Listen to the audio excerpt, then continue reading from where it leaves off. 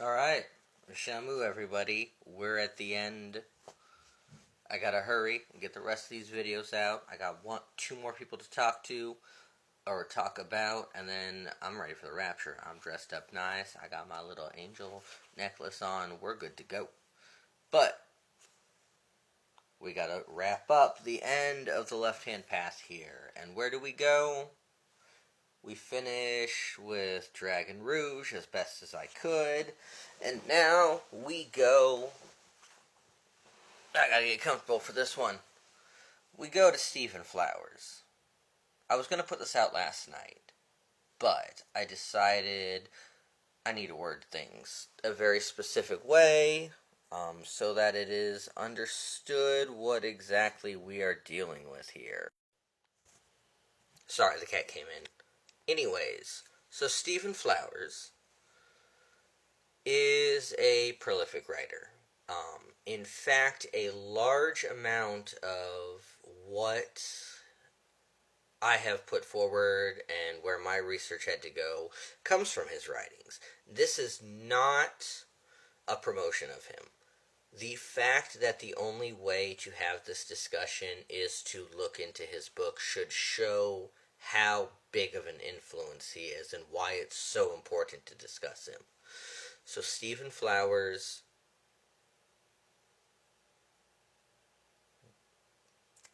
I apologize.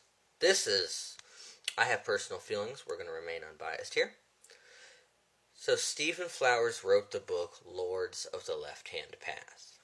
It is the first book-length synthesis trying to define what LHP means across the different cultures and across the different times.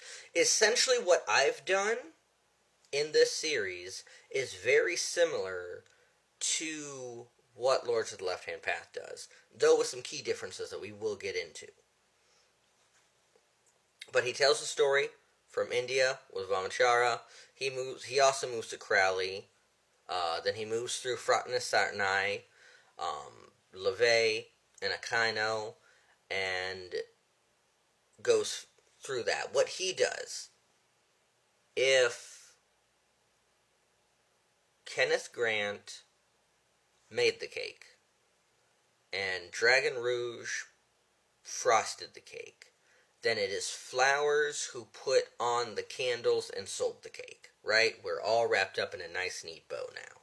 So what Flowers argues in this book is that the left-hand path is not a term for whatever people call black magic. That's not it. Instead, it's a family of currents that are defined by two core features. The first, the aim of self-deification, the cultivation of the inner black flame, apotheosis, these things that we've discussed at length. And two, a deliberate antinomian posture. You are to go against the grain of the moral and cosmic order for transformation. He splits this off into two branches where he says you do this in a material and immanent way, physically, and then there's a psyche-centric, transcendental way. He uses these definitions and then uses Setian vocabulary to lay out everything at the start of the book, making it very clear what he has to say on this. So he does come from the temple set, and we're going to get to that. We have a lot to cover. This will probably end up being 4 parts on its own. So what he does is he opens, again, talk about Vamachara Vamamarga, anchoring the term. He then follows the thread like I did from Crowley to Dion Fortune to the Frotnasaranai. Ends up doing a standalone study on the Frotnasaranai where I pulled a lot of my information. He then, like I did, goes to LeVay's atheistic idea of self-ownership and then looks at Setian Zephyr and theism. He states these are not evil deviations, but these are variations on his little devil emphasis, the apotheosis and antinomian method, and lays out that this is what it is. So in this book, he normalizes the left-hand path. It's a category. He connects the dots I did, leaving some stuff out. He exports Setian ideas, like the isolate intelligence, into a larger discourse of the occult. Now, why does he keep using Setian language? Because he was very deep inside that world. This is written from a Temple of Set perspective. He was a long-time initiate. He eventually made 5th degree. He became the Grand Master of the Order of the Trapezoid. He did also found a couple other things, which we're going to have to get into, as he also founded Rune Guild and co-founded the Troth in 1987. So there's a lot to get here. Flowers' work, Lords of the Left-Hand Path, is very much seen as the standard work on LHP. However, we have some issues.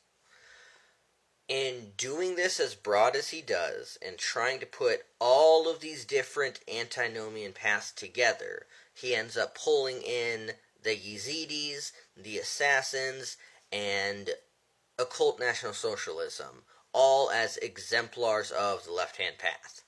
I know. This is what the book says. This is not me making calls here. As we discussed, it leans heavy on the Temple of Set framework. Kenneth Grantholm, not Kenneth, writes on this, summing up very well that this is a mishmash.